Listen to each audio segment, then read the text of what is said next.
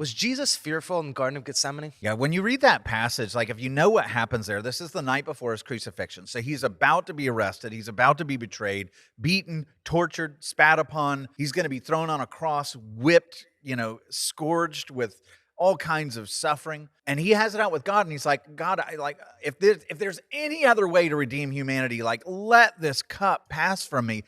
In other words, I don't want to go through this suffering, but if it's your will, I'll do it. And you get the sense that he is in fact, it tells you that he's in great distress, that he has a sadness and a suffering in him that's like to the point of death and what he's struggling with internally. And so then that begs the question, like, okay, is that fear? Is it sinful? Like, is it okay for Jesus to have this reaction? Because the Bible says don't fear, right? But the difference between this moment and what we walk through is when we're fearful, it's because we're saying, I don't trust in God. I don't trust that God is going to stay true to his word. I don't trust that God is going to follow through on all of his promises. But with Jesus, the reason why he's having that reaction is he does trust what's coming. He knows that his obedience doesn't mean that things are going to go easy and that God's going to spare him initially. He knows that his obedience means the cross. His obedience will mean the scourging. His obedience will mean that he goes through the suffering. And in that sense, the turmoil that he has is because he knows what's coming. And he trusts God with it and says, your will be done. But he knows that his obedience means suffering.